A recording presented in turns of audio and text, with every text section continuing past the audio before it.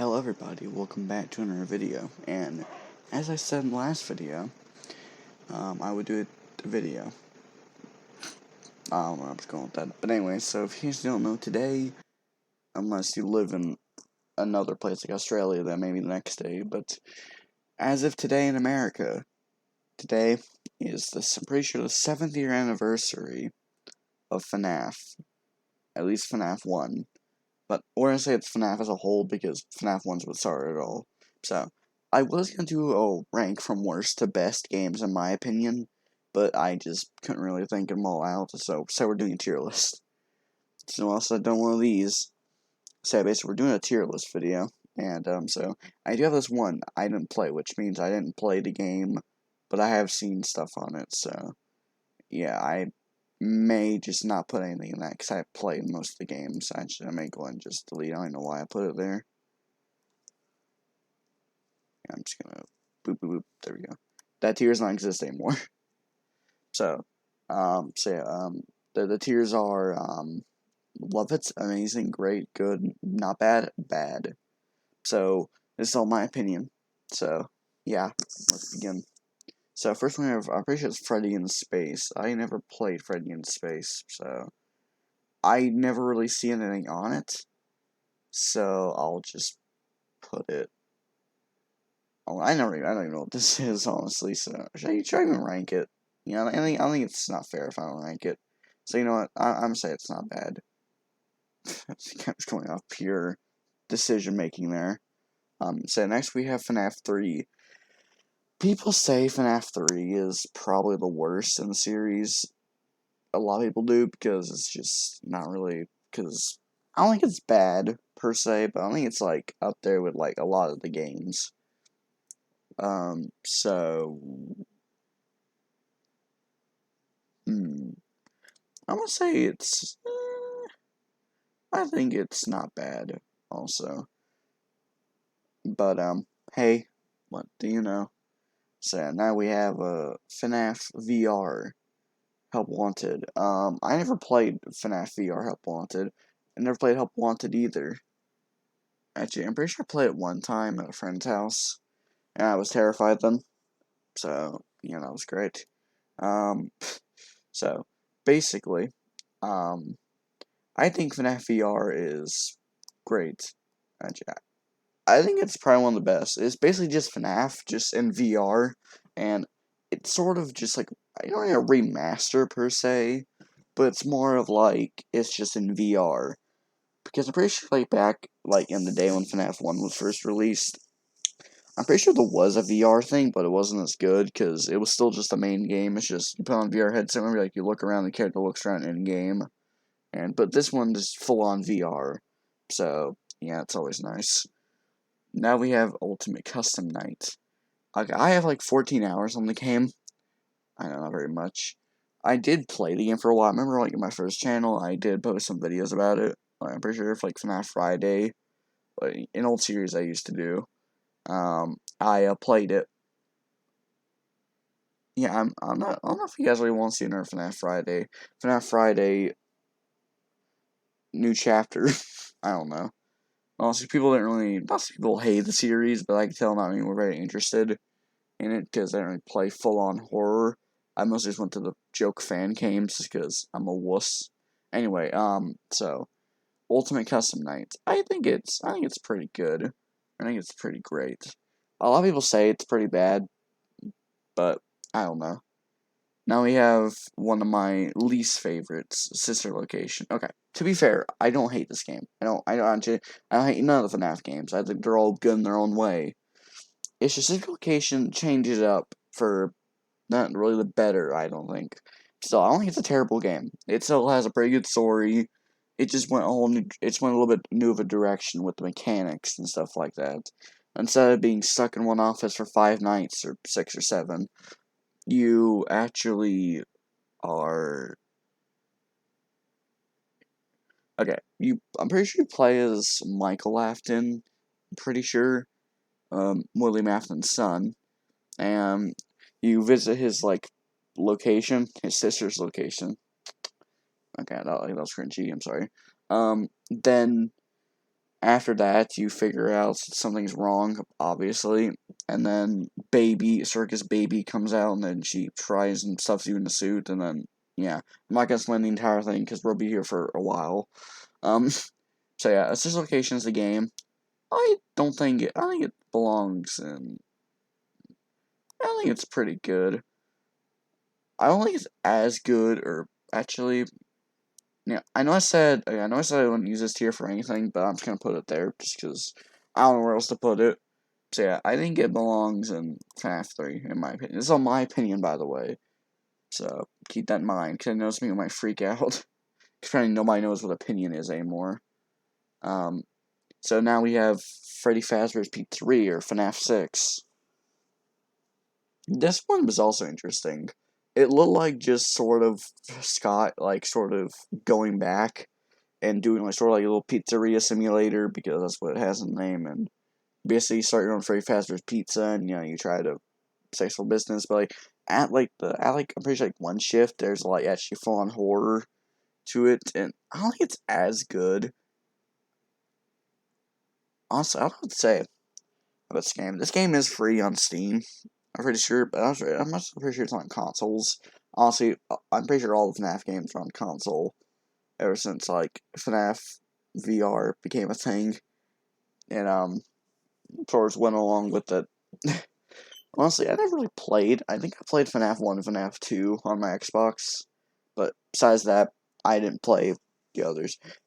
But, yeah, honestly, it worked pretty alright, I guess. It was a little confusing at first, but whatever, I get back on task.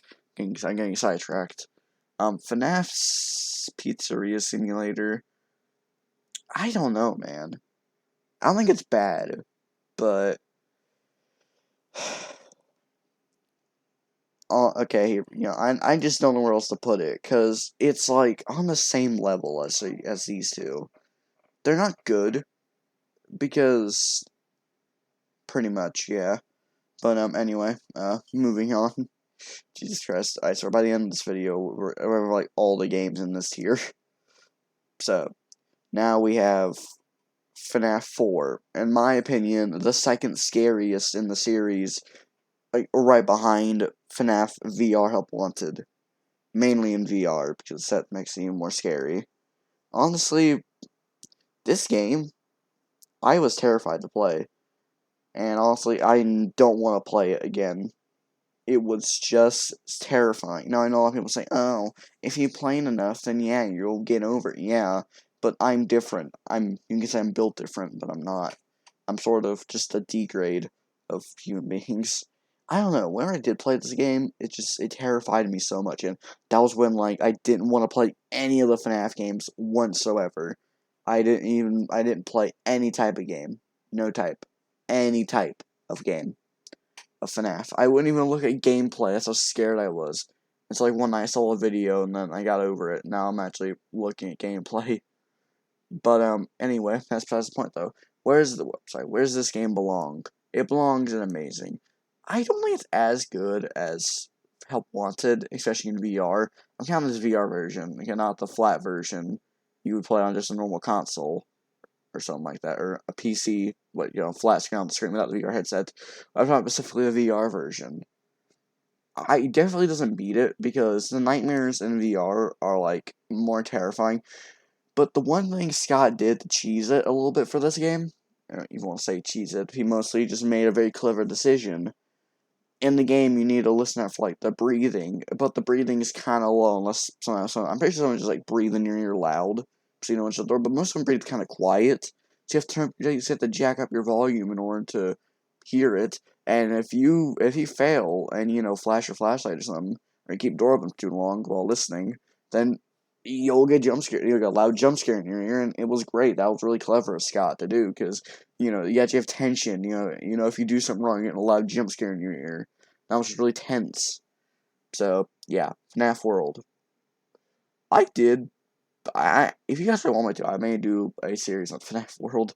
I did beat the game, okay? I beat Chipper, I beat Scott. No, I didn't beat Scott. Scratch that.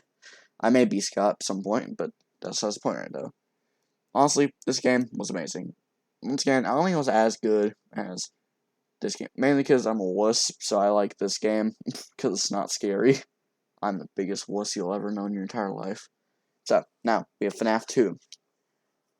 You know, actually, I know what I'm going to use. There we go. So, now we have FNAF 2. Now, people say this game was the scariest, and FNAF, I think, 4 came along and took that crown. At least for that time. Then now, I don't think now it belongs to FNAF VR for a lot of people.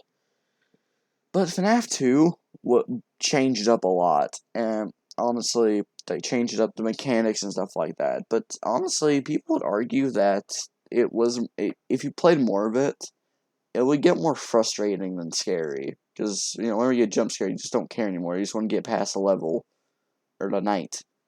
And honestly, fair enough. It's like, some FNAF games, when you die so much, you get more frustrated than angry. I mean, what? It's the same thing. What did I just say?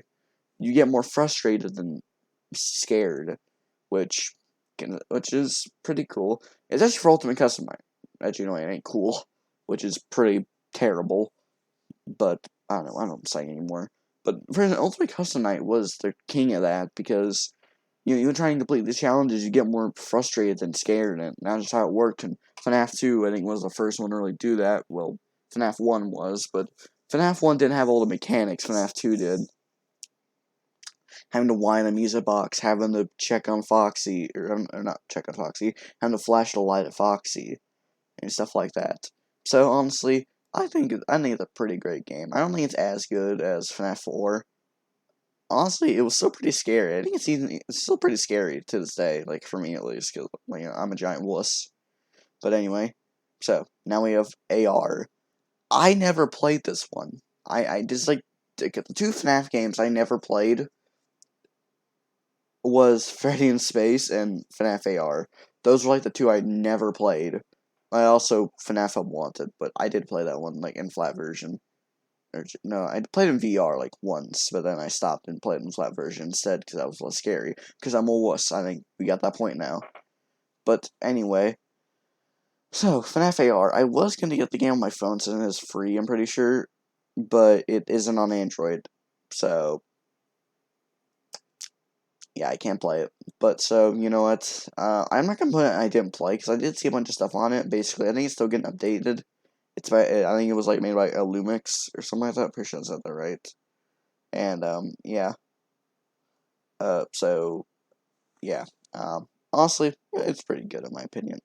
It definitely brings, because, you like try the animatronics down, it fully brings the thing to your home, kind of like defend them against your own home, and that was just a great feeling, and it still is.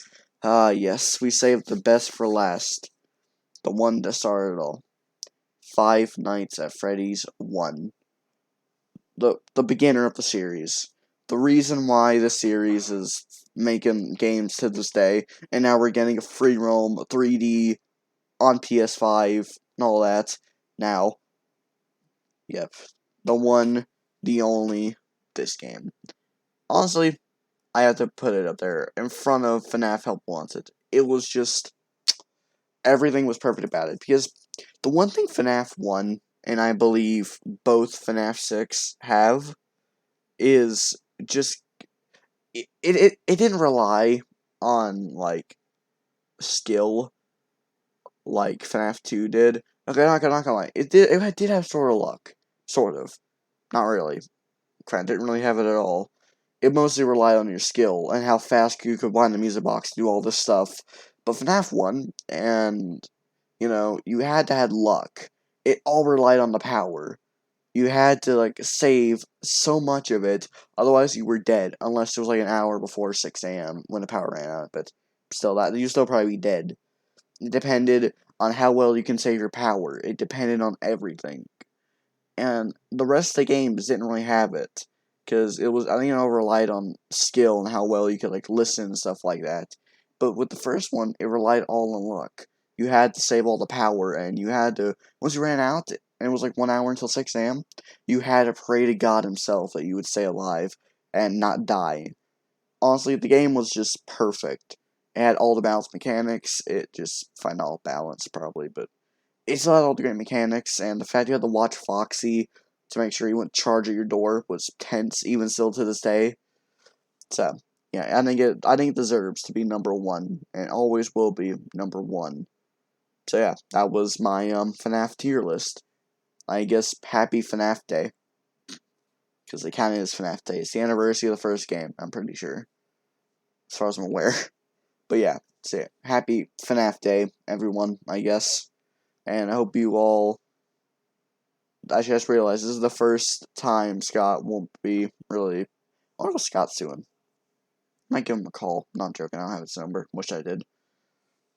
Anyway, this is getting really weird. Anyway, so yeah, if you like this video, make sure to subscribe, like the video. Oh yeah, and also tell me which FNAF is your favorite game. Doesn't matter which one. Okay, just how about you guys tell me in the comments what your favorite FNAF game is, and which one you enjoyed the most. In your own opinion, which one did you enjoy? I won't judge, because I'm pretty sure telling by this awful tier list I made, you guys might judge me. So, yeah. Honestly, I don't blame you. Anyway, see you all later. Have a good day, lads.